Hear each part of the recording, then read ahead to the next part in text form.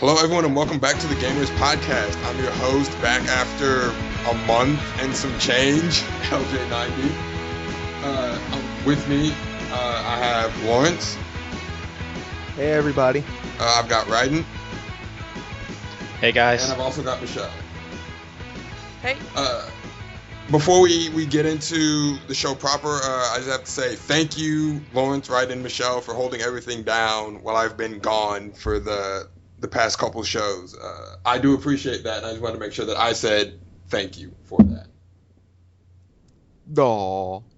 Oh, shut up. just don't do it again. Yeah, I'm trying.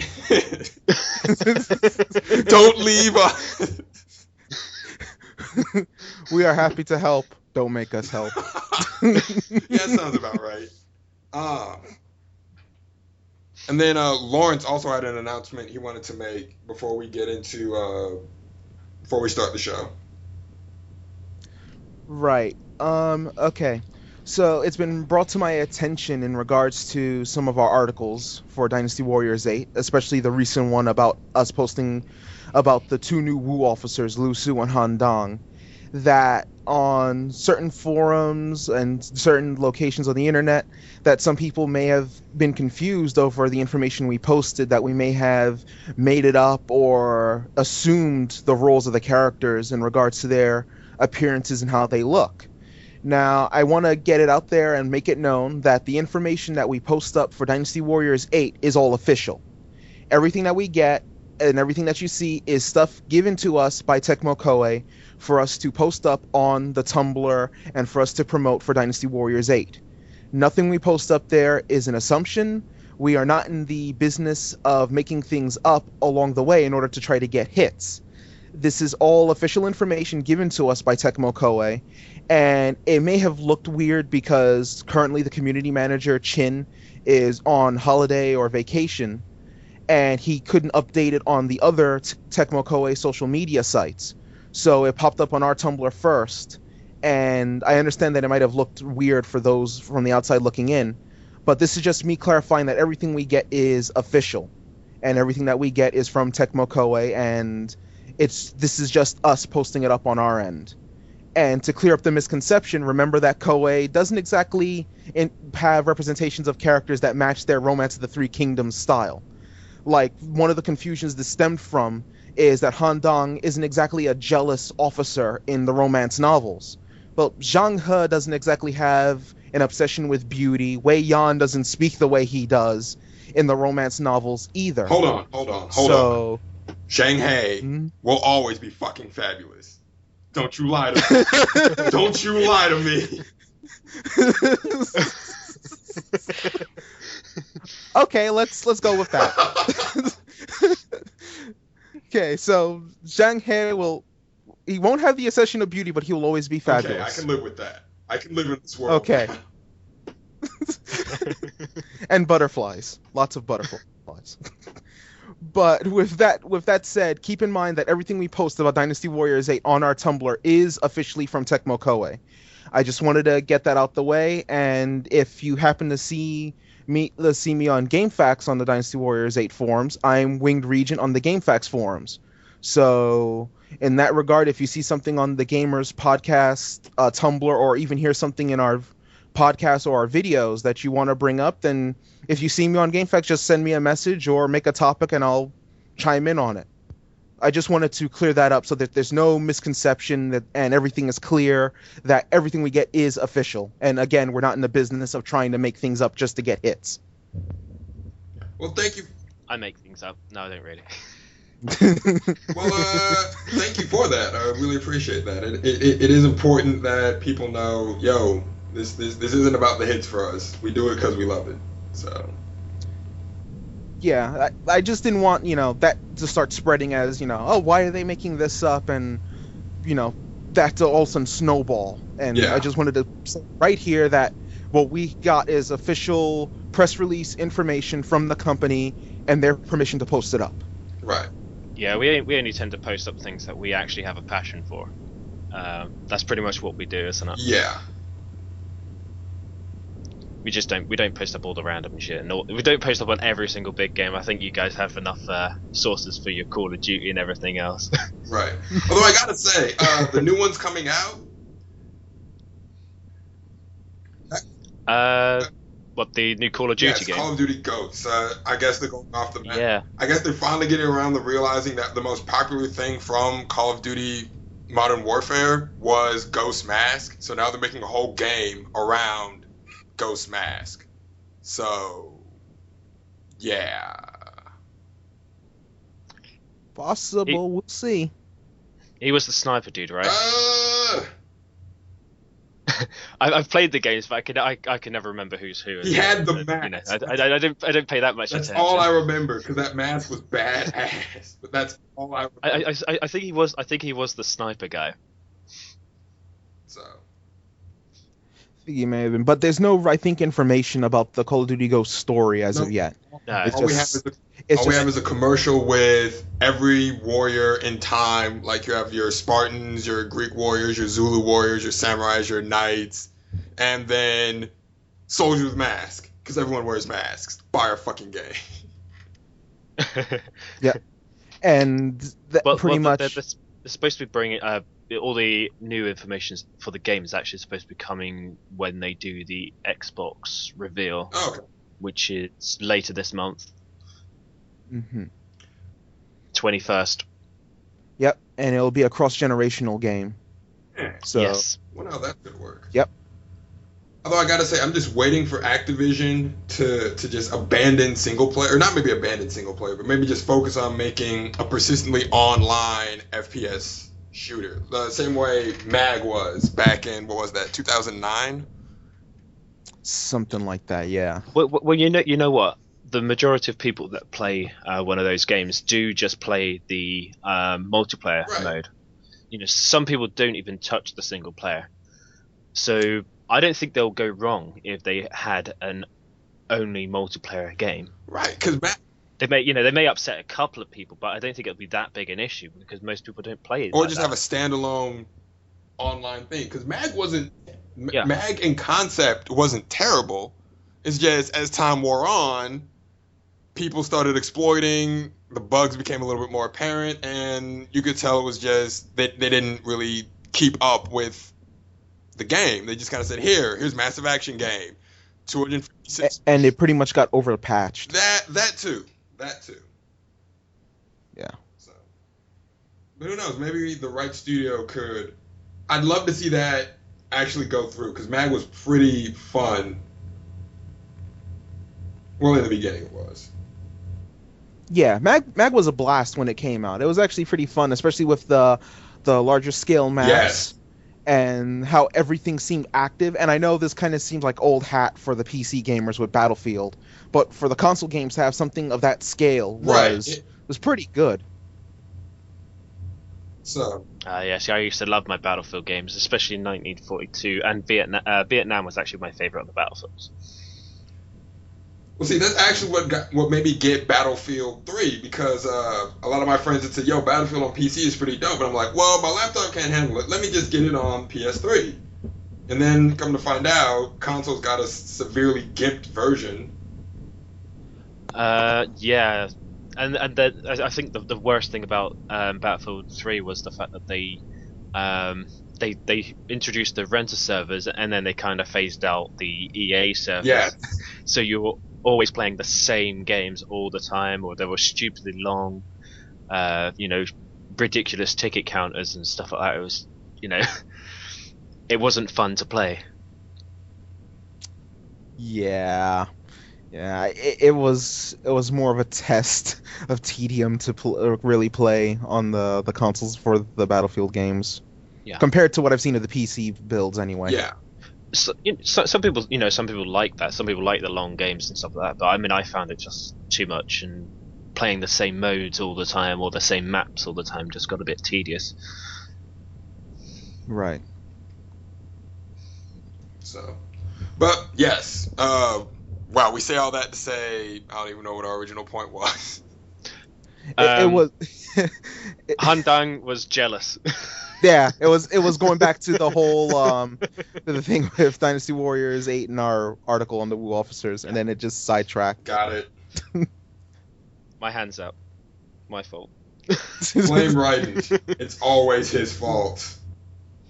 We train going off the rails. We do that enough. We train. I mean, if you've listened to us for this long, you know we We derail a lot. yes. Yeah. But most of the time, it's worth it. So. Yeah. Well, one thing I definitely wanted to talk about on the show today, as I'm bringing up the article again. Who is it? Green Heart Studios. This indie studio put out a game. Yes, Green Heart Games. They put out Game Dev Tycoon. I don't know if you guys have read this already or not. I can retweet the article on our Twitter account if you guys just want to see it. But they released a game called Game Dev Tycoon. The whole premise of the game is you're an indie game studio and you're trying to survive, build games, and just make it in the current world. They say write what you know, so there you go. But what they did was, because they're an indie studio, they can't really invest in heavy DRM the way EA would, or other anti-piracy measures. So they just played a little, I don't even want to say it's a joke, they just flat out trolled anyone that pirated the game. Yeah. They actually put, you can say they baited it or whatever, but they actually put a cracked version of the game out. And they just put it on tours. They didn't say where it came from. They just put a cracked version of the game out. And people said, hey, this looks like a cool game. Let me see if I can get it for free. And people started downloading it really quite quickly after it was put on there. Yeah. So if you have a cracked version of the game, as you start the game, everything's going along fine, then eventually you'll get a nice little error message. And not an error message, you'll get a nice little status report, and it makes it look like an in-game message and everything. It'll say, sales report. Boss, it seems that while many players play our new game, they steal it by downloading a cracked version rather than buying it legally. If players don't buy games they like, we will sooner or later go bankrupt. Womp, womp, womp. And so, each time you release a new game, it keeps getting pirated, and you end up bleeding money, and you cannot win the game. The game becomes unwinnable. Yeah. Now, keep in mind, this only happens if you have the pirated version of the game. Well, let's take a peek at a Green Heart Games forum. I can't progress further. Help. Guys, I reached some point where if I make a decent game with a score of 9 to 10, it gets pirated and I can't make any profit. I barely sell 100,000 units. I'm doing the Xbox One and PS2 generation. Back in the 80s and 90s, I could easily make 1 million sales with a 9-10 game, but now it's not possible due to piracy. It says blah, blah, our game got pirated or some stuff. Is there some way to avoid that? I mean, can I research DRM or something? Well, a little thing called the internet and online gaming became quite popular around that kind of era, didn't it? Yeah. Around the next era. So yeah, and people complained about DRM. I just find it hilarious that people who pirated the game are complaining, can I research DRM? Yeah. It's the next part of his thing that was his comment that was quite funny. Oh yes, here's the next comment. Yeah. This is all from a blog post on Green Heart Games website. Another user posted, why are there so many people that pirate? It ruins me. I had like 5 mil and then people suddenly started pirating everything I made, even if I got good ratings. It's not fair.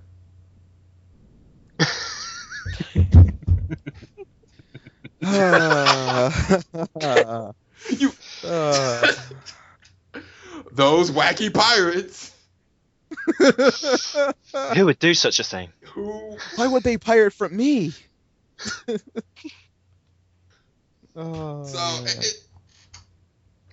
On the one hand, it is hilarious because these are people that go out of their way to not support things they like, and then when it happens to them in a virtual environment, they bitch and moan about it and say, why can't I do this? It's not fair, wham, wham, wham. Wait a second. You pirated the game. See, that's what I want to do. I should actually go back to that forum now that it's been released, that only happened in the pirated version, just to see what all those people have to say.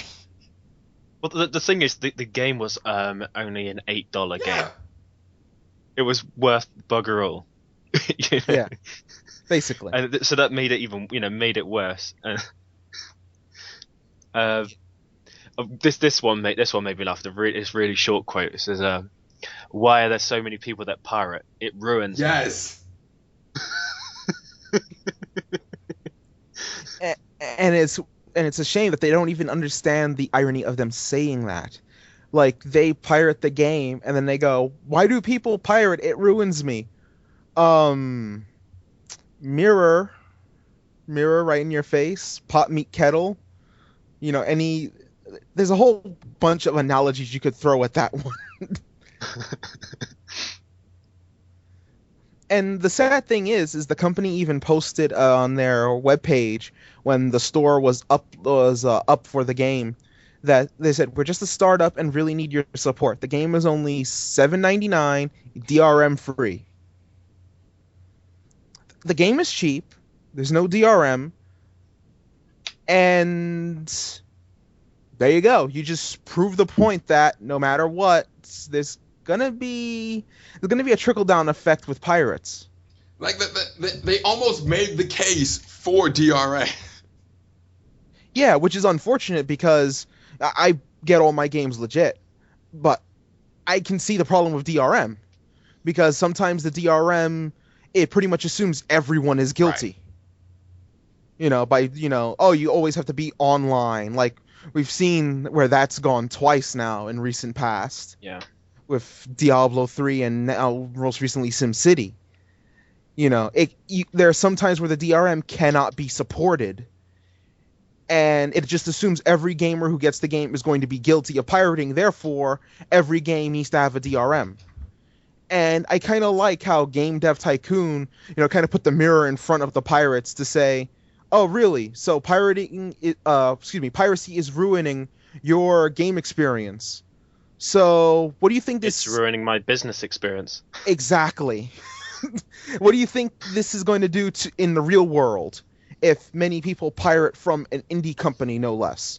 Big companies, I'm not justifying it, but bigger companies can kind of get by in that regard. Again, I'm not justifying it, I'm just saying in the standpoint of a bigger company, more money, it can survive. Indie companies, pirating from an indie company, you're pretty much sealing their death sentence right there. Well, one thing that was kind of brought up was the fact that I've been following a few people having topical conversations about the pirating, piracy issues and stuff like that. And a lot of people saying that piracy, some people saying that piracy equals lost sales, and other people are saying that piracy isn't equal to lost sales because a lot of these people weren't going to buy the game anyway. So these people who would not be buying the game, who wouldn't have put money into the company in the first place, are then downloading a cracked copy of the game and talking about it, and then kind of giving a bit of promotion. I mean, I personally disagree with the whole pirating thing myself. I mean, I wouldn't, I don't torrent any games from like cracked copies of games or anything. I usually purchase legitimately either through, if I go the DRM route through Steam, or I use GOG for my PC games if I want to kind of go DRM free. Right. But there are kind of cases, loosely saying for and obviously against the whole piracy thing. Yeah. In general, I'm against it because if you can afford to buy the game, support the company. But I've heard also the cases of where, like you said, if a pirate is going to pirate the game, they weren't going to buy it anyway. And I've also heard some cases, in case of especially music, that someone pirates it, they play it, and then they go, "Wow, this is pretty good," and then they turn around. Right, I believe something like that happened with Skyrim, if I'm not mistaken. Yeah, where people will pirate it.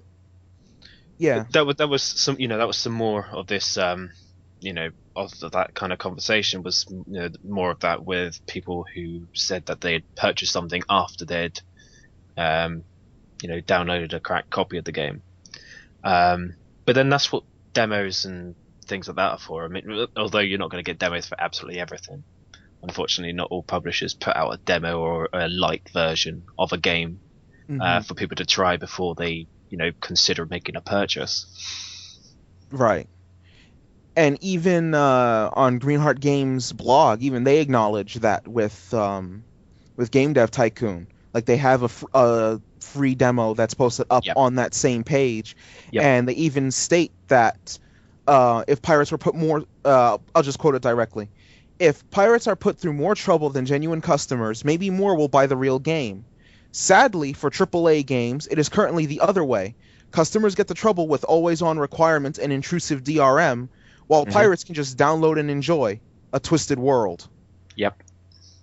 And I definitely see the point where he's coming from, because there are even games out there that have not similar, but different ways where there's an ID tag in a pirated version that triggers some sort of fault in the game itself. Like, one of the more infamous examples was Earthbound. Yeah. If you pirated a copy of Earthbound on the SNES, not only did you have more enemy encounters, but the game would freeze during the final boss fight if you stuck through it. And when it froze and you reset the game, all your save files got deleted.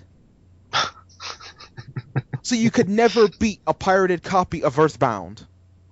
Or what is Serious Sam? Serious Sam 3, if you had a pirated copy of the game, there's a pink scorpion that will follow you around for the whole game. You can't kill it, and it will just make your life a living hell. Oh my god, I saw that thing. That thing looked freaky, the way that thing just jumped around the corner. It looks like an alien movie or something. Looks like a xenomorph. Yeah, and I think it's supposed to be faster than normal. I just pulled up an article of there's this is from IGN. There's 8 different other similar kind of things that publishers have done to troll pirates. They got one on Michael Jackson: The Experience on the DS. Wait, what? Yes. Oh man. Yes, this is the first one. Yeah. Apparently, if it detects that there's a pirated version of the game, it starts playing vuvuzela noises over the music tracks. Oh man. Operation Flashpoint. They what do they do? Oh yeah, you start off with normal weapons, but as you're playing, the weapons get weaker and the enemies become more powerful. Yeah, until eventually it's kind of like a pea shooter. Until it's unplayable. Yeah. Mirror's Edge. It automatically slows you down before you reach any key jumps that require lots of speed. Nice. That's messed up. That one is a good one. Arkham Asylum. It prevents players from gliding. GTA 4. The game camera wobbles around wildly after a few minutes of play, so therefore you just can't really see anything at all. It looks like the camera's completely screwed while you're playing. Oh, kind of like Nico when he's drunk in GTA. Yeah. It's just like that permanently. Oh, wow. After you've played for a little while. Alan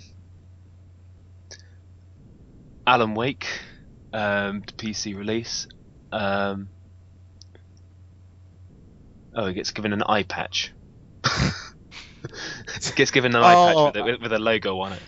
Yeah, I get it. A pirate. Yeah. Yeah. With the company's logo on it. So therefore they're going to be forever seeing Alan with this eye patch on his eye. Yeah, Serious Sam 3 had it. It locks the camera in an up and to the left position, making the player run in silly circles. Which one is that one? Serious Sam 3. Nice. Serious Sam.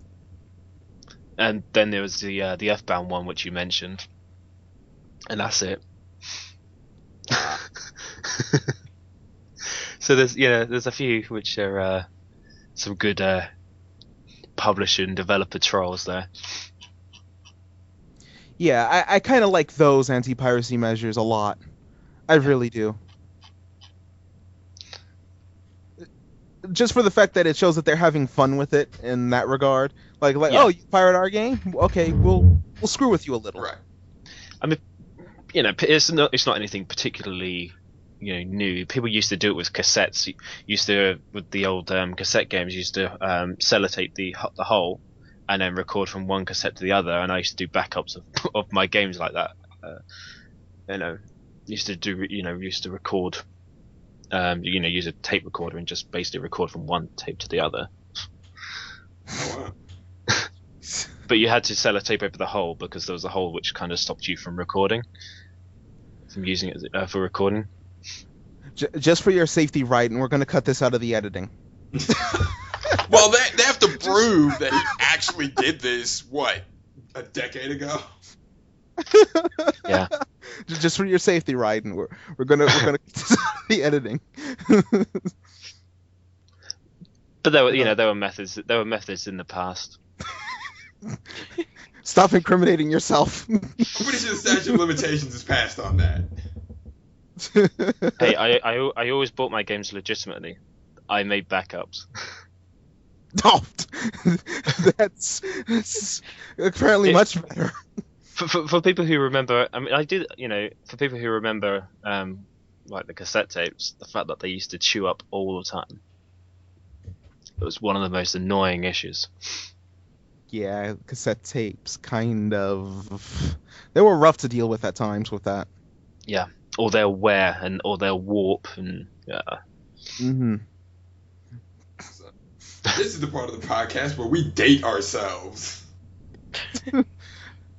I remember I'm only cassette 16. tapes.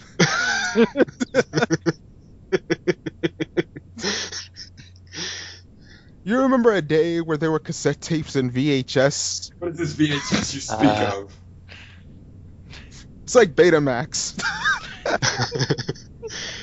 Good old VHS. No, not good old VHS. That sucked.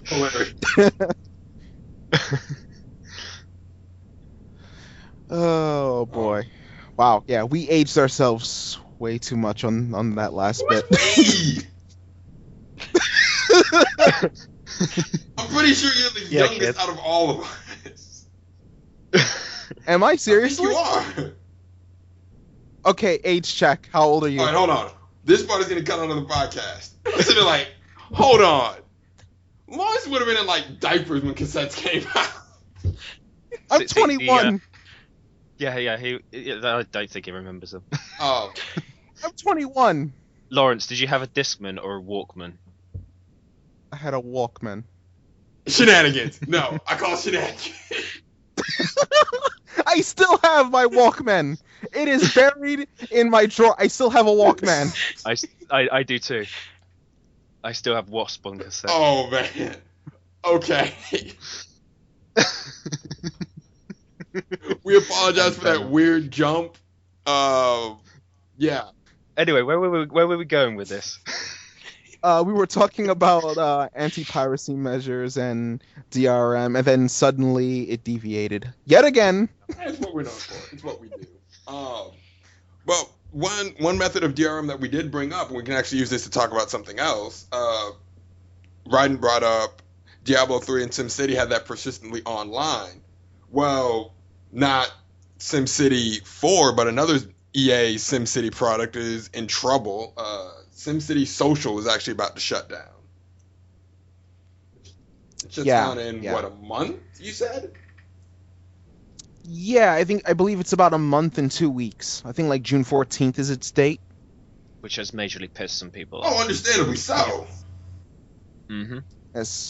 Especially as some people like to use SimCity Social as kind of the escape from, SimCity. Yep. Right, well, You whatever. I found SimCity Social just because Lawrence and I were talking, and I was like, damn, I really miss like the classic SimCity. And you were like, well, it's actually right here. So I actually get on it, For those of you that don't know, SimCity Social is the Facebook version of SimCity. And, like with any Facebook game, there's social aspects of it where it's like, hey, visit your friends, or there's the microtransactions that we can actually talk a little bit more about later. And I'm like, okay, you know what? This is still SimCity, it's still pretty dope. A week later, the news comes down, hey, guess what? Shutting the studio down. Yeah, basically. I mean, they're shutting down SimCity Social, and any money you may have spent, any diamonds you may have earned from SimCity Social, you're pretty much not going to get refunded any of that. It's just going to pretty much go to waste. And now there's a method of farming the diamonds in SimCity Social without the need of paying for them. Right, now, diamonds that's what you pay to use. That's where the microtransaction comes in. Right, and it enables you to upgrade things ahead of time, enabling you to skip certain sections that are objective based, allowing you to upgrade your businesses, upgrade your homes, and basically, like Justin said, that was your microtransaction. You paid real money to use the diamonds, and the diamonds let you just do everything quicker. So it's not essential to gameplay; it just makes gameplay about 100 times faster. Yeah. So it saved you because I believe it was like with the Sim Social and stuff where you had a time before things were built or before most and some of it was, or you had energy or something and you had to wait for that to be refilled. To people kind of wanted to get on with it, so therefore bought these things to kind of speed up the process and continue playing. Yeah, it really just more or less sped up the process more than anything. Well, that's how most of these social games make their living. They say, okay, hey, you can play the game. Since it's free to play, they say, okay, everything we do is based off of, like you said, either energy or time. You can only do so much in a given amount of time. But if you pay us a little bit more, you can skip these things or you can play a little bit longer uninterrupted. Right. And it pretty much enables you to just, kind of skip through things. And like you said, pretty much just pay money to help feed the company while they make these new tidbits here and there to help you skip by different aspects of the game, or to help you proceed through certain aspects, like quick level ups, and in certain Facebook games, and in the case of SimCity, just upgrading your buildings and everything. And like you said, that's how they make their money. They make it easier for you to progress by opening up the option of microtransactions, or you can spend months at a time doing the same thing that it would cost you maybe $100 to do. It kind of works out similar to how a lot of games on the iOS system or Android, the social games on there, they use similar kind of microtransaction processes, or even some of the now free to play MMO RPGs and stuff, or MMO games. They kind of do the same thing where you can buy weapons or upgrades or things like that to kind of expand your game or make things a little easier for yourself. Mm-hmm. Right. But you could do the bad thing that EA did before, which was with the theme park on I think it was the iOS. They were charging something ridiculous, like £100 or something for a roller coaster. Seriously? Yeah, but apparently, I think you had to buy it in pieces, and by the time you've actually bought it all, it'll cost you around that kind of price or something. Something ridiculous. It was It was insane. Yeah. I've never heard about that one before. Yeah, Jim Sterling did a thing about it when the game came out, and there was a lot of talk about it at the time. Whether or not they've changed the actual value of some of these transactions. But even like Peter Molyneux's Curiosity, that's got some ridiculously priced microtransactions, if you can call them that.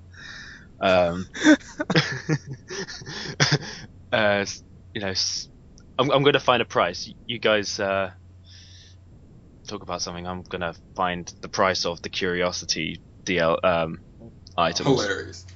But Wow. It was. no, go on. No, I was about to say, if it's on the scale of the horse armor from Elder Scrolls Oblivion. Horse armor. Oh, you haven't heard about the horse armor I thing? have not. Horse armor, it became a running gag because at the time of Oblivion's release on the 360, they made a DLC that gave your horse, horse armor. Now, the thing is the horse armor was, I believe, about $2-3. And it became a running joke because, if I'm not mistaken, horse armor was something that was in the games either previously and then would later find its way back into the games in Skyrim, if I'm not mistaken. But it became something that Bethesda would charge for in Oblivion. So that became a running joke about how DLC was hurting, not so much hurting the game industry, but more of a joke that DLC was being abused because now you had to pay for horse armor. Why do you need horse armor? Exactly. That was also part of the joke. Seriously, what does horse armor do? I don't even think it did much in Oblivion. I don't even think it did really anything in Oblivion, especially since horse armor in general may have been useless. And it also didn't help that you could, on PC versions, you could mod horse armor. Oh, well, there you go. Yep, and again, you were being charged for just horse armor. $2.50 for horse armor. Yeah, for that little thing, it was kind of a steep price, and that became a running joke with Bethesda even until the release of Skyrim, where they had to say on the E3 conference that we're going to have DLC for Skyrim, and then they went immediately, no, there's no horse armor DLC. It's legit DLC. I mean, hey, you do what you got to do to get profit, but damn. Yeah, $250 for horse armor. But yeah, that became a running joke with Bethesda for a time when Oblivion was out on the 360. The horse armor never saw its way on the PS3 version. Okay. Probably because of the complaint. But on the 360 version, it was there, and people were just looking at that with the side glance, like, are they serious? But sure enough, they were serious, and luckily they took it to heart when Skyrim came out. But yeah, it's stuff cases like that where DLC prices tend to get a little ridiculous, and you look at it as microtransactions, but sometimes microtransactions are, you get micro product for the transaction. Yeah. Rather than an actual microtransaction. But What? Yeah, I'm sorry, I'm still stuck on this. Why do you need horse armor? You do not. That's the problem. So what? Okay, if you want to charge $250 for something I don't need, that's fine. What? People bought it too. Yes. Why? That's what I want to know. I don't want to talk to Bethesda. I want to talk to the people that actually wasted money on horse armor.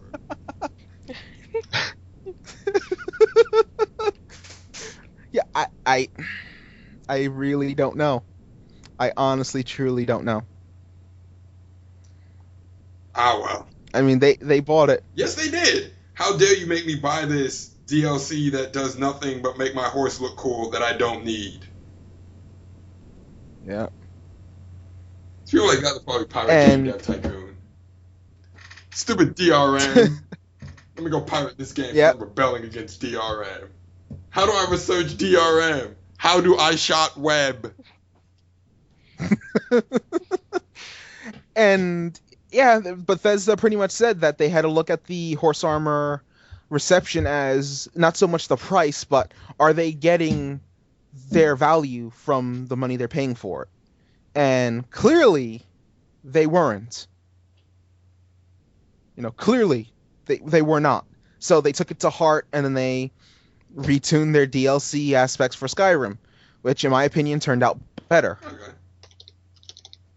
But yeah, there are some times where DLC gets ridiculously priced, as if to kind of make up for lost profits, or like you said, to make up for in the case of a free-to-play game like a Facebook game or even the DC Universe MMO, free-to-play game, but there's a lot of microtransactions that you have to go through or subscription fees that you might want to pay up for more stuff. Well, here's the thing with DC Universe. You can actually go through the game proper. And I only say this because I just got back into DC Universe Online. Blame Netflix. They have Justice League and Justice League Unlimited on Netflix. So I just started watching that like, I have DC Universe sitting around here somewhere. So, but anyways, you can actually get through the whole game without actually buying anything. The the DLC and stuff isn't actually needed to beat the game. It's actual additional content. It's new powers, new weapon styles, new PvP maps, new raids, but it doesn't actually affect the story or the in-game content that already exists. So, okay. Yeah, so it's not actually necessary. You can go through the whole game without getting any DLC, without doing any of another microtransaction they have. You can buy different styles for your weapons, like make it look like they're on fire or make it look like Cyborg, but those are like 99 cents. And if you really want it, Mazel Tov, go for it. But yeah, it doesn't affect the story. You can go through the main solo quest, and then once you hit the level cap, there's a ton of in-game content for you to do without even getting to the DLC. So it's pretty dope. I think they struck that nice balance of, hey, if you want to pay for it, it's here. If you don't want to pay for it, you don't have to. And you can still interact with everyone. Like if I paid for a new power set and you don't have that power set, we can still interact in the same world. And it's not like the new powers are so ridiculously superior to the old powers. Everything's pretty nicely balanced. Okay. I kind of like that system, that you can go through the game without it, but there's this extra stuff that you could get that would make things nicer, add more life to it and stuff like that. I like that system. Yeah, that's basically what it is. It's, would you like to add something extra to your game? You don't have to, but if you would like to, here it is. This is why I try to convince you to download the game, because it's free, Lawrence. You have no excuse. Okay, I've just found the price of that the DLC, and I don't know whether it's still available to purchase. But there was a diamond chisel, which you can. I don't know if you guys know what Curiosity was. It was basically this giant cube, and you tap out all these tiny little cubes in there, and you're kind of peeling away layers to try and get to see whatever's in the middle. And whoever gets the final cube will is the only person that'll find out what's in the middle of the cube. Okay. Hence the kind of name, the Curiosity. Now there was a chisel, what was called it was a special like diamond chisel thing when the game was first released. I don't know whether it's still available, but that was worth. You could buy that for a small sum of £50,000. Wait, what? What? Yeah. Hold on, and what does this chisel do again? Apparently it's 100,000 times stronger than the regular ones. It probably takes out a lot of cubes at one hit. Again, why? Cheap, eh? How much does that translate to in US dollars? Thereabouts. I don't. A lot. Okay, a lot. Too much. Let me see. It's 50,000. £50,000. Yeah. Yeah. Okay, pounds to dollars. Here we go. That's about $777,710, according to this exchange rate. It's got to be cents. No, that's got to be cents. No, I did a conversion here. I got $77,590. So whatever it is, it's 777,000 and whatever. Bull. I call shenanigans. But now players control each other, because this week they introduced the option for players to either add or remove cubelets. So the whole point of it is to remove cubelets to crack into the middle, but players control by adding cubelets. Nice. However, they're going to cost you. You're going to be paying if you want 20,000 per cublet. No, if you want to add or remove 10,000 cubelets, about $6.99, so $7 for that. $11 for 500,000. So you can it may sound like a small amount. That's $11, but I'm sure you can buy a decent iOS game for that price. Yeah. I'm offended. I am offended. £50,000. Oh man. You know what the thing is? So I was looking at the wrong. Yeah, I have typed in 500,000. Yeah, 77 would be. Okay, yeah. So it goes into 70. That someone out there in the world bought that. Mm-hmm. Someone bought it. But no. I don't think anyone has bought it. Oh yeah, because only one person can own it. Yeah. The option. I think the option was there, but no one actually bought it. Yeah. His ideal for it was he was gonna he was tested to see how far people were actually willing to go to try and break into it. So if someone was actually willing to pay that large sum of money to gain an advantage at cracking into the middle. Peter Molyneux's a nutcase. That's putting it lightly, yes. Man. He's a special cookie. So yeah. But he's our Molyneux. No, Small wait, he's time not purchases. ours. He's yours. Oh, so he's definitely yours. All yours. No, he is ours. He is British. he's your Molyneux. You two claim him. Keep him on your side of the paw. Yes. You and you alone. That's it. Hilarity. In other minor news, if you've been listening to the podcast over the past couple months, you know that I've never played any of the Metal Gear games. None of them. And every time a Metal Gear subject comes up, I acknowledge, looks really dope, I've just never played it. And Lawrence and Ryden and Michelle will beat up on me saying, how could you not have bought this already? What's wrong with you? Deservingly so. Okay. We're not talking about that, though. It's actually on sale. And before the show, I was saying, hey, guys, it's on sale. I'm finally going to get it. I say I'm finally going to get Metal Gear Solid. What do you guys tell me right after that?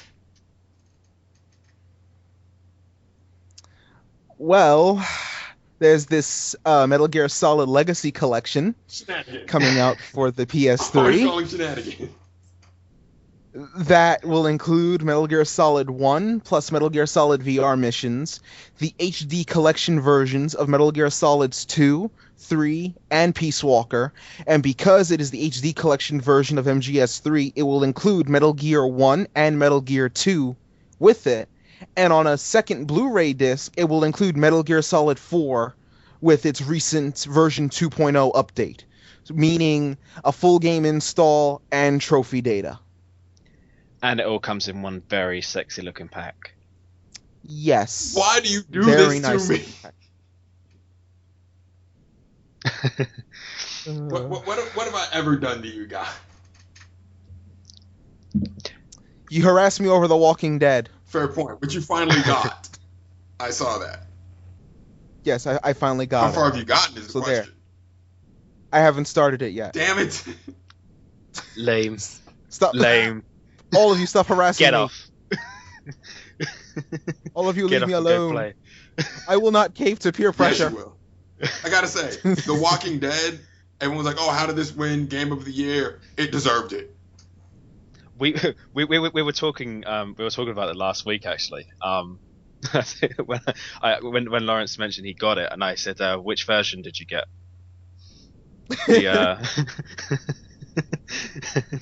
The recent FPS Ha! or I forgot all about that one. oh, this footage is from a beta build and it will not You look know, like that in the final where- version. Oh, da da. where FPS is like, foul stinking shit. It's No. to put it lightly. The Telltale version Yeah. of Walking Dead should win Game of the Year on story alone. It's that. The The story is Telltale that version good. is very good. Yeah. Chapter I have- 2 was my favorite. I think Chapter 3 was my favorite. Well, yeah, no. Chapter 2 was... Dang it, Lawrence hasn't played it, so never mind. We'll have to do like a spoilerific revisit of The Walking Dead once Lawrence starts peeling through it. And we recommend to everyone. Yes. I think I have a quick little review/preview up on our site somewhere. This is gonna be a running theme, isn't it? Yep. But the game does kind of go on sale, or it has gone on sale a few times already. So because it comes in 5 episodes, if it may, next time it's on sale, maybe get it then. But definitely worth purchasing a try. Yeah, I think their big sale 2 weeks ago had part 1, I think, for free, or part 1 and part 2 for free. And if you were a Plus member, the season pass was like $10 for all 5 parts. Which is a pretty sweet deal. Mm-hmm. Yeah. You do get a decent amount of game for that. Well, a very decent amount of game. There is a lot of content in in each of the episodes. Yeah.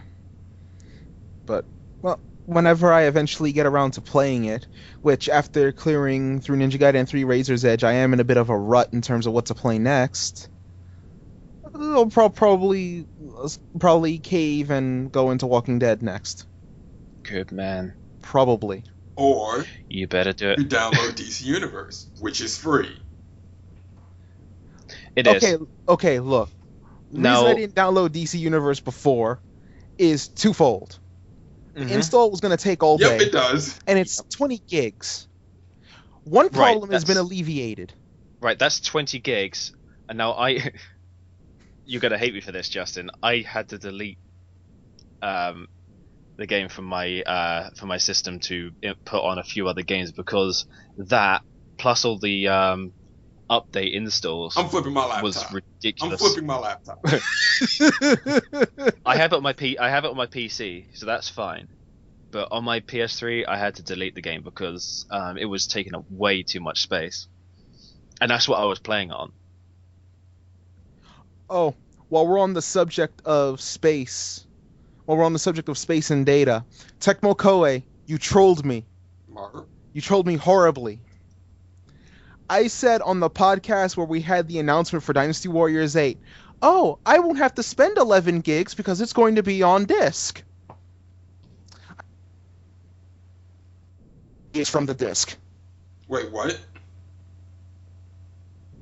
The Japanese version of Dynasty Warriors 8 has an 11 gig install from the disc, and the game is upwards of 19 to 20 gigabytes on its own. Now, So- you know what? That doesn't surprise me. Looking at the looking at the renders of the maps and stuff, there's been a decent improvement on that. The amount of characters, the amount of new moves, and obviously new movesets which have had to be programmed in, etc. That's and animated, and that's a lot. Yeah, I understand that. My point still remains. I was trolled. It doesn't matter. You can get a physical copy now. Yes, I can get a physical copy. It will still be 11 gigs. Yeah. I said it wasn't going to be 11 gigs. A physical copy is 11 gigs. Well, sucks. You just have to delete something. Yeah, I probably And when no, I not the Walking I was about to Dead. say, you know it's going to delete The Walking Dead. You know that's what it's going to do. Curses foiled again. Don't let him.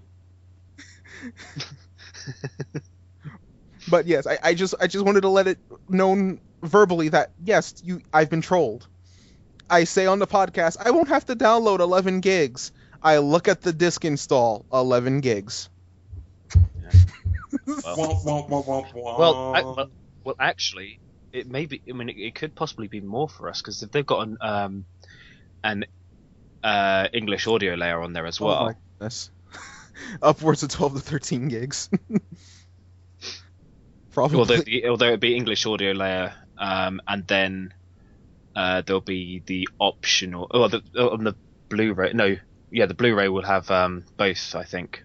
Yes, the PS3 version is going to have both. 360 version will have to download it separately. Yeah, the download. Yeah. So that will obviously up the size of the file. Yeah, which also makes me wonder how much compression they got to do for that. I mean, Tekken Tag 2 was 17 gigs on its own on the PS3, yet the 360 version is only upwards of 8 to 9 because of all the compression they did. It just makes me wonder how much compression goes into that, which goes into the back what we were talking about with the Metal Gear Solid Legacy Collection, that it won't come to the 360 because of size issues, where the 360 can't handle, or the amount of data for MGS4 is too large for the 360, according to Kojima himself. Damn. Yeah. Now I know that Metal Gear Solid 1 and VR missions is going to be a code for download from PSN. Mm-hmm. Yeah. However, everything else is just going to go onto one disc. I think it's 2 discs on. Well, I mean, with the exception of 4. Yeah. Four's got its own disc, but the other stuff's going onto one disc, I believe. Yes. Everything. Because it's not much different to the HD collection, so that one disc. Right, and that'll be one disc, and then MGS4 will be on its own disc separately on the Blu-ray. Now, because I'm a sucker, I might end up getting it. See, the thing for me is I have all the Metal Gear Solid. Same here. Yeah. PS2, PS1, whatever come out on each system, plus the HD collections. But I may be a sucker, and I may end up buying it. Wah, wah, wah, wah, wah. The thing that might get me on the thing that might get me on the Legacy Collection, unless they release it separately, is Metal Gear Solid Integral, because I have the original Metal Gear Solid 1. I still have it in its case and everything. I do not have Metal Gear Solid 1 VR missions or Metal Gear Solid 1 Integral. Now, was the Integral the comic thing? Because there's also the digital comic, which that was not released in the US. Right, and they're going to release a digital comic with the collection, but I believe Integral is just an updated version of Metal Gear Solid 1. Yeah, it's an updated version of Metal Gear Solid 1. It added a first-person perspective mode, different patrol routes for the enemy guards, 2 new hidden codec frequencies, an alternate sneaking suit outfit for Meryl, and a separate disc with a whole bunch of new VR missions. Now I had that version. I've got that version as well. Or that I do have a VR mission disc somewhere. It may just be VR missions. But yeah, I do have that somewhere buried. Okay. Under the deepest, darkest depths. Hilarious. With everything else. Wow. All I have is my original MGS1. I don't have VR missions in Integral. Wait. Hold on. I just saw the article Ryan posted talking about the theme park. $60 for one roller coaster. And that's one of the cheaper rides, it says. Shenanigans. No, I'm done. Wow. Now see, if they... No, does anyone remember theme park, what it used to be like? See, I remember I had theme park, or what was it? Roller Coaster Tycoon? That's what I had. You build your amusement park, you build your rides and everything, and the game cost me like $9. And it was the whole thing cost me $9. Yep. And this is $60.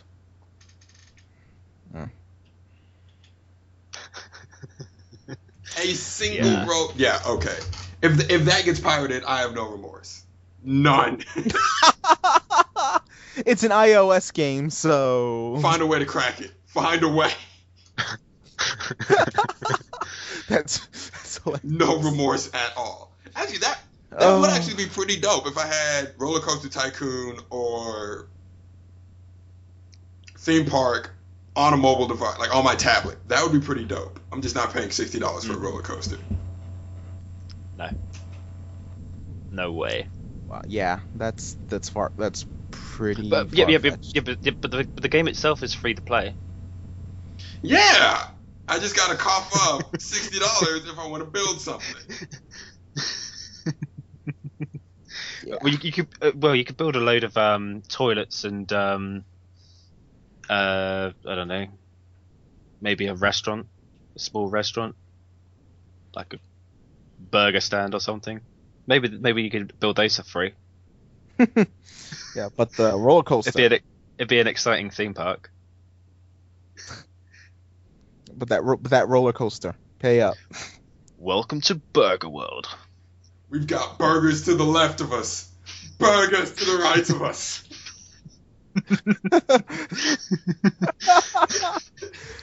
Oh man, I missed you guys.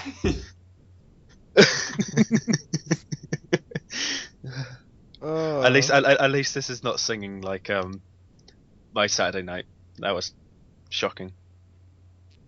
I won't go into it. That's gonna have to be a discussion we have not recorded. Yeah. I will not be repeating. Extra features. It's BioShock's fault though.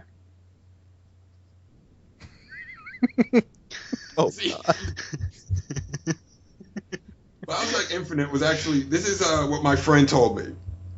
My boy Eric was like, "Yeah, BioShock Infinite yet?" And I was getting around to getting it.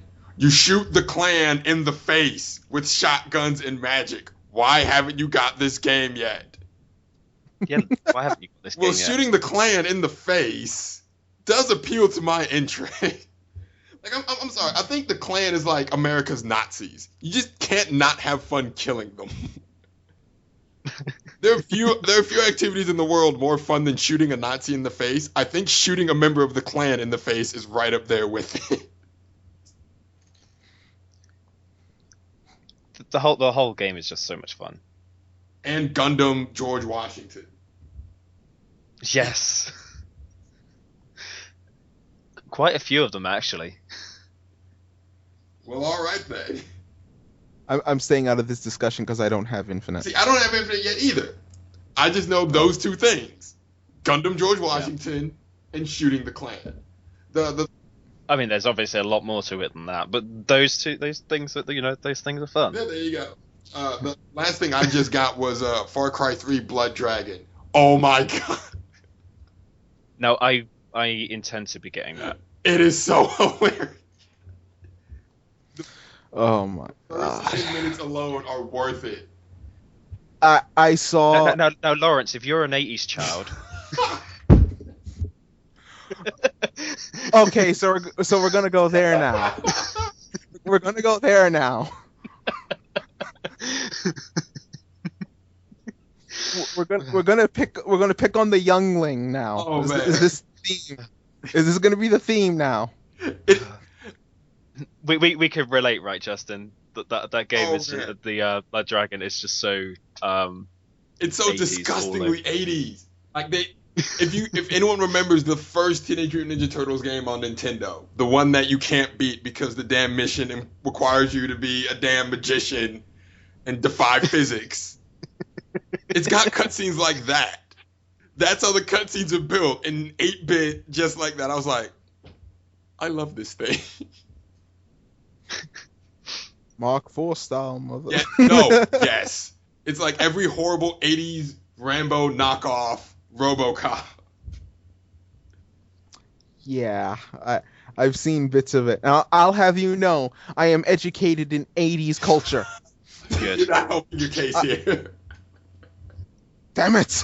No, it's funny. When you actually first fire up the game and they're doing the tutorial, your partner trolls you saying, "Here, I uploaded a tutorial program for you. A tutorial program. Here's the basic 101 tutorial. You son of a bitch! To look around, look around. Look around. Right, whenever loading up old PC games, the number of times you have to do that in an FPS. Look up, look down. If you'd like to stop getting these condescending messages, press X now." It is so perfect. Yeah, I suppose only an 80s child would know this. Oh no, many of those kind of things were in recent titles as well. But a lot of the concepts are they built around the whole 80s movies and stuff, aren't they? The apocalypse has had an apocalypse. It's 2007. Oh man. As soon as I get through that, I'll try to have a review up because it is awesome. And you don't need Far Cry to play it. I think that's the best part. The game is essentially Far Cry 1's plot with robots and dinosaurs. Because robots and dinosaurs make everything epic. Yes, they do. Like I'm sitting, because what is it? In Far Cry, you've got tigers or whatever. Who needs tigers when you can have a T-Rex? So, you laugh. I'm sitting there sneaking around. The minute they introduce them, it's like you're in a field with they're like they look like raptors, and it's like, see, I've seen Jurassic Park. I know what's gonna happen. Don't make me do this. Sneak past the dinosaurs. I'm like, or I could use my cyborg speed to run past them. And then they start catching up to him like, oh, right, raptors are fast. See, I'm in a love-hate relationship. You said you've seen Jurassic Park. You should know this. See, I should have seen that one coming, because that's what the first guy tried to do. He tried to outrun them, and he was mauled. Kind of, yeah. See, I'm in a love-hate relationship with games with robots and cyborgs and dinosaurs right now. Oh, why is that? Because Razor's Edge. Ah. Then you would appreciate Blood Dragon. It was like, finally, ones that make sense. I gotta do this hacking. This what? Push random keys. Oh, man. Classic. Indeed. I think this is the part where we start to slowly wrap it up so I can get to editing and put this up on Podomatic. I was about to ask, what about the we got a topic for discussion that someone wanted us to go into. Yes, thank you for reminding me. Bushin Cat. Thank you for reminding me. Someone hit us up on Twitter and wanted us to go over the different Dynasty Warriors knockoffs, and we found a few. When I say we, I mean Lawrence and some spinoffs as well. Yeah, for a lot of them, it's more a case of spin-offs or I would say similar games. Maybe not quite knockoffs, but some of them are very similar in the kind of gameplay style. Right, like for instance, one of the ones that came to mind that was similar to Dynasty Warriors but not really Dynasty Warriors was developed by Koei. Instead, it was developed and published by Koei instead of being developed by Omega Force and published by Koei, and that's Crimson Sea.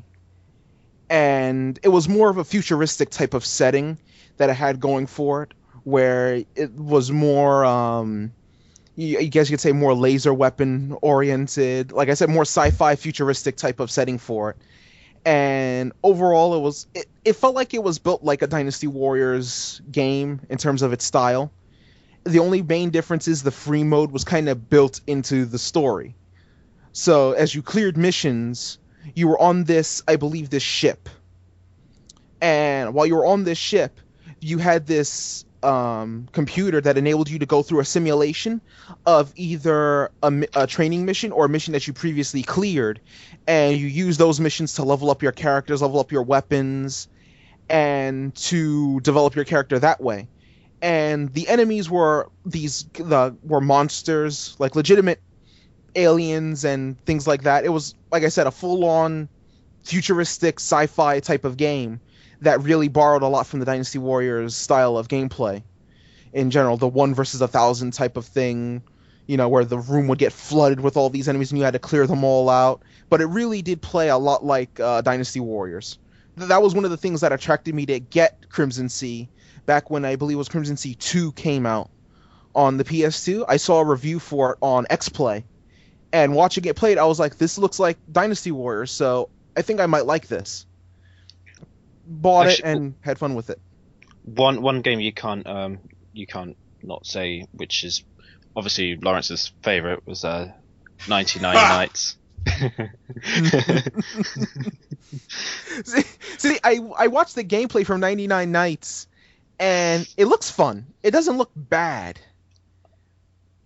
That being said, it's kind of okay. It's kind of okay. It's playable to a degree, but I found it got quite tedious quite quickly. Unlike Dynasty Warriors, it didn't feel so fast paced and whatever. It just, I don't know, the game just seemed a little tedious. And made me feel a little bored, playing it after a while.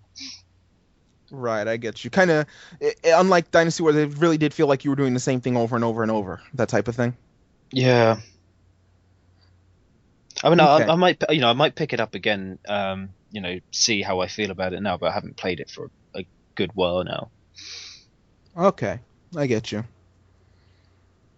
You can't not say Sengoku Basara, which isn't I wouldn't ever say it was a ripoff, but yeah, I would. I really do love the Sengoku Basara series. I mean, again, I wouldn't say it's a ripoff because it takes some elements of the genre. You can't really say things are ripoffs or knockoffs much anymore unless it's a one-for-one idea taken from it. yeah. Like something like a Samurai Warriors would be a spin-off because it's made by the same company. But if a Samurai Warriors were made by someone else, then you could kind of say it's a knockoff. Or like a legit ripoff of Dynasty Warriors, where it takes it one for one and, just tweaks the era. But that being said, in the case of Sengoku Basara, they take the formula of the genre, hack and slash, action, pseudo RPG with the development aspects, and they give it this anime twist to it. Make it more over the top, put more of the mythological references in the game, especially in regards to how Nobunaga is portrayed.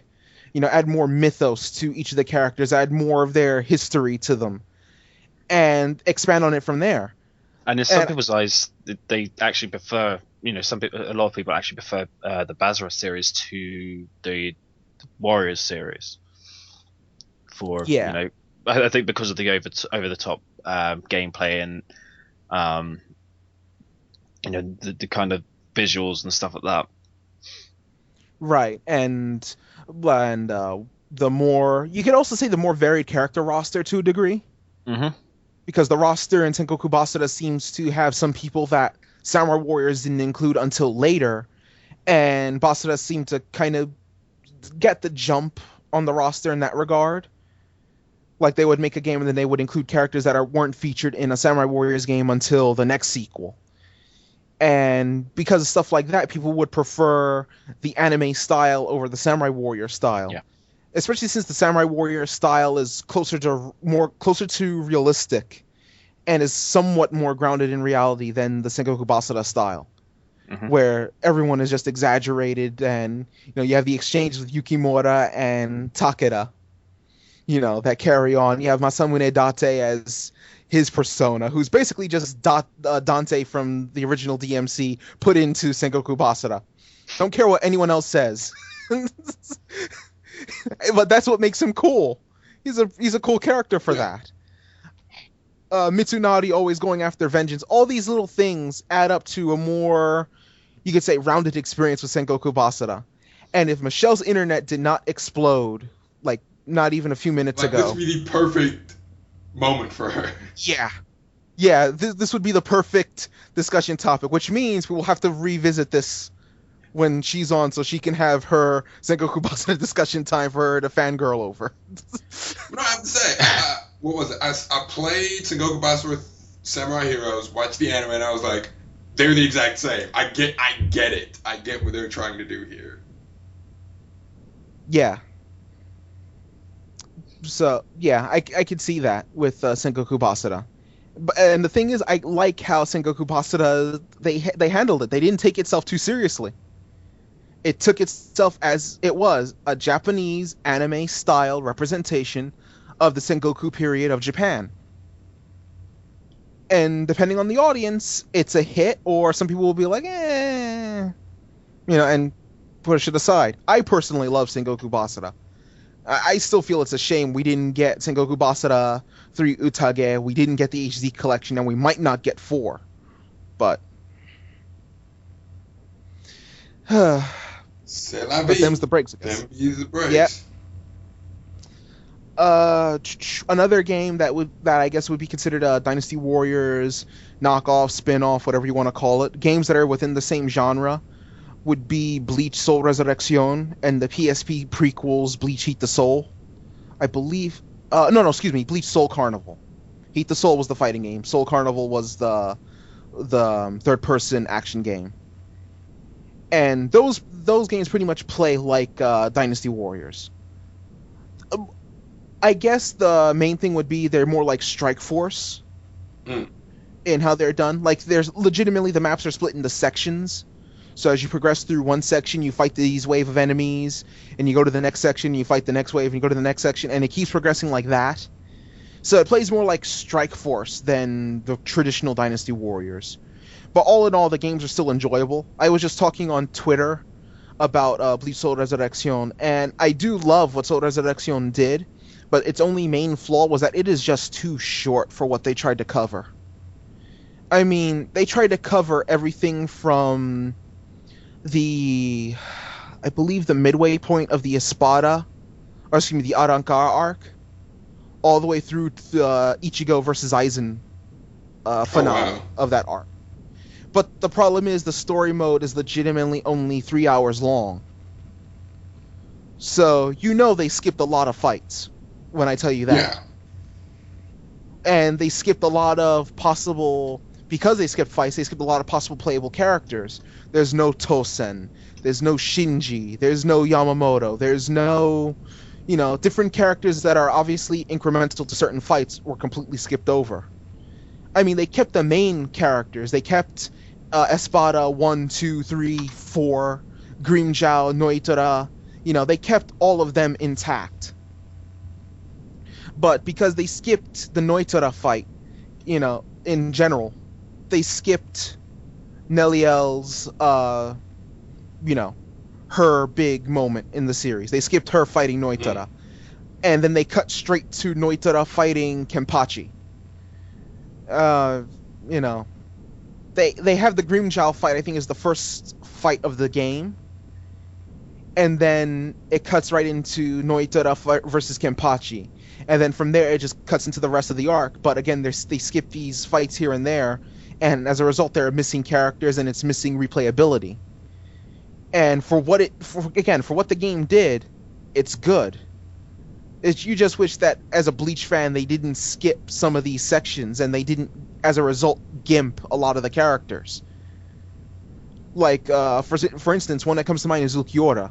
Ulquiorra's first and second stages are skipped for the sake of just having him in his Segunda Etapa stage, where he fights Ichigo in a holified, demonic form. And it's kind of like, okay, that's cool and all, but Ulquiorra had more style earlier on. Yeah. And you don't get that Ulquiorra in the PS3 game.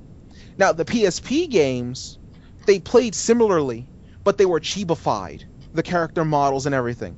But they played very similarly. They were a lot smoother, in regards to how they did the transitions. And I think they cut up until Ulquiorra versus Ichigo. But because of it being, I guess, chibified, the roster felt more complete.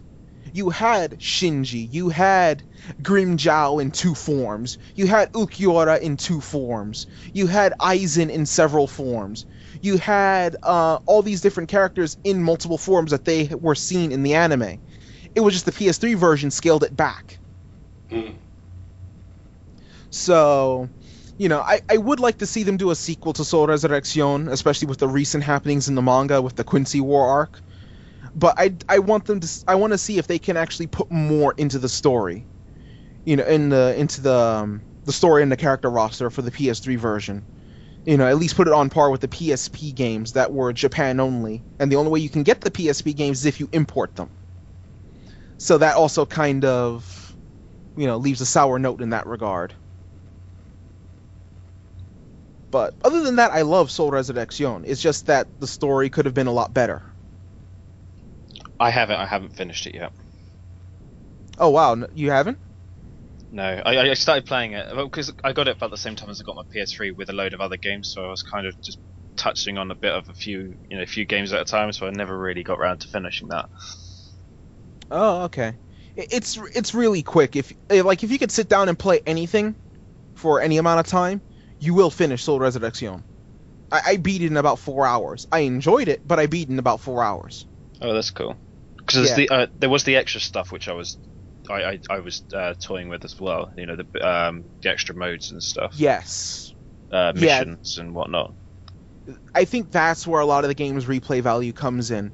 That they added about 30 bonus missions and several time attack and survival missions that you can go through. And you can play as any of the game's characters, which is a roster of about 20 people. Thereabouts. Yeah. So it gives you that option.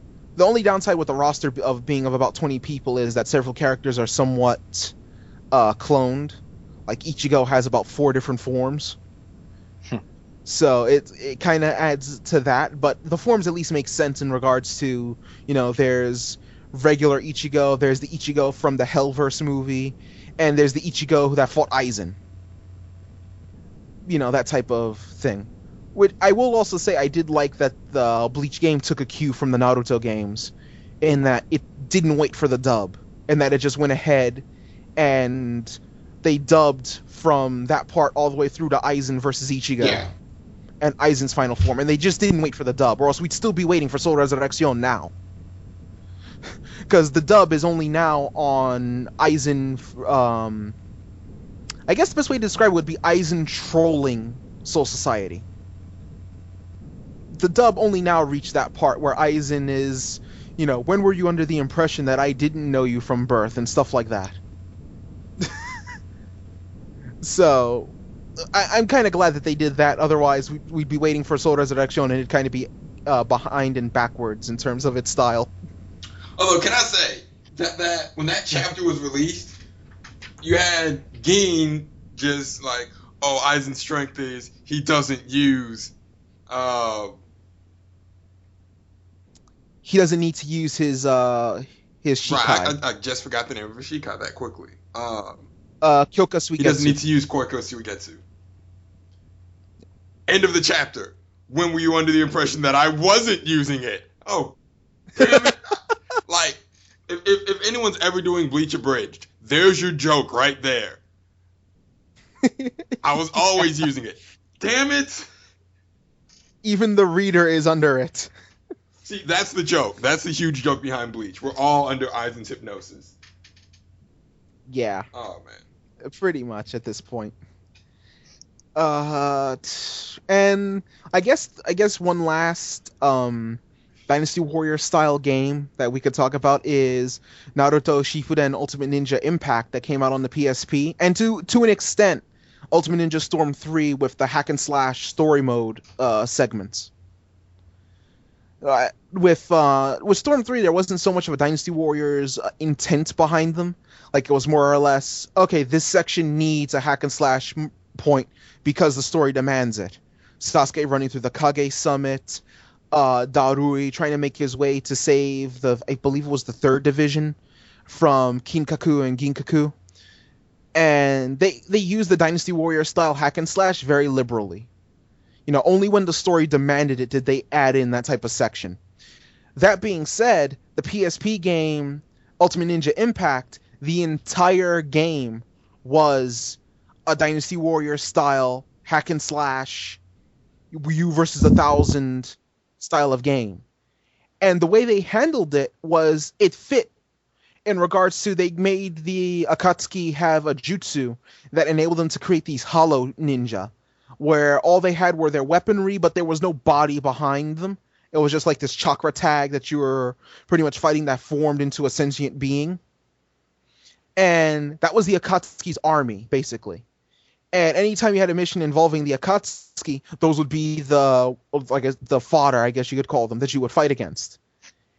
And the game is legitimately about 60 to 80 hours from start of Shippuden all the way through to Sasuke versus Naruto at at the Land of Iron. And it's a very, very detailed story. And I like how Ultimate Ninja Impact took parts that Storm 2 skipped over. Like, Storm 2 completely skipped over Danzo's involvement. And I feel that was kind of an injustice to the game itself, or to the series, because Danzo is obviously a big role, especially when Generations and Storm 3 came around. So they completely skipped over Danzo in Storm 2. But in Ultimate Ninja Impact, every detail of the anime was pretty much in Ultimate Ninja Impact. So Danzo was mentioned, and eventually later you would get to the Kage Summit and you would have the boss fight with Danzo. You would have the boss fight with Itachi. You would have a boss fight with Kakuzu.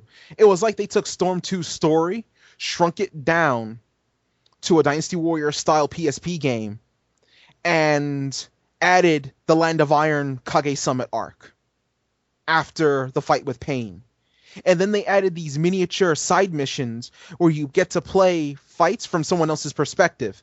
Like you would get to play Hidan and Kakuzu making their way to the Land of Cloud, or the Cloud Village, looking for Yugito. And you got to play them doing their infiltration. You got to play Pain going to Konoha, and you got to play as him destroying the village, and Konan destroying the village. You got to play as Itachi and his last thoughts before his fight with Sasuke, when he went to the Uchiha hideout and was waiting for Sasuke to arrive, and you got to actually see inside his mind, what he was going through before the fight with Sasuke. And it was those little things that they added that extended the story, but they added more character to the different scenarios that were present in the manga, and even added a bit more that the PS3 games didn't add that I really liked, while also making it this Dynasty Warrior style hack and slash. So it was fun that they made it more actiony, so it wasn't all one-on-one fights, while also putting this importance on the story. Because the story, like I said, it was about an 80-hour story, just playing it straight through. Not trying to do development, not trying to do exploration, just playing it from start to finish was upwards of 80 hours. And I think it was a 10-chapter story. From Naruto arriving in Konoha after the 2-year time skip, all the way through to Sasuke versus Danzo and Naruto versus Sasuke at the Land of Iron. And I really thought that was an interesting take on how they handled the Naruto license. And I was hoping they would do more of that in a PS3 game, which thankfully they did in Storm 3, but I also like how in Storm 3 they applied it where it was needed. And only where it was needed. Where they looked at it as this part of the story had Sasuke fighting this many samurai. So hack and slash this, and Darui going to save his squadron. So this is a hack and slash. And then that was it. So I really do like how Ultimate Ninja Impact came out. It's out on PSN as a download for anyone who's interested in it. It's a PSP title. So in order for you to play it, you obviously need to have a PSP or I believe a Vita. I'm not sure if it's Vita compatible, but it is definitely PSP compatible. So if any of you want to download that to give it a shot, then by all means, it's there and it's accessible and you can try it there. Cool. Definitely. And I think, as I said, half an hour ago, I think that's pretty good. I think that's a good stopping point. Yeah. I think we pretty much covered most everything. All right. this point. Yeah. As always, we thank you guys for hanging out with us. We thank you for the continued support. And if you ever want to get a hold of us or you want us to talk about something on the show, you can hit us up on Twitter at We Are Gamers or our Facebook page, or just drop us a comment on Tumblr. We are around and we are accessible. So, right. Until next time, take care, everyone.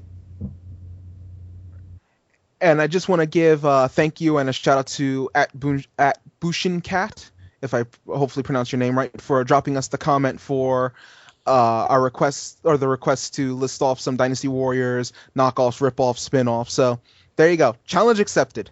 And challenge complete. So thank you everybody for listening. As always, like the video when it comes up on YouTube. Be sure to leave a comment on YouTube. Send us a message on YouTube. Like our Facebook page. Follow us on Twitter. And be sure to follow us on our Tumblr to keep up to date with all of us. There's a lot of stalking involved. Yes, as the internet turns. Indeed. Take care, everyone. Night, everyone, and happy gaming.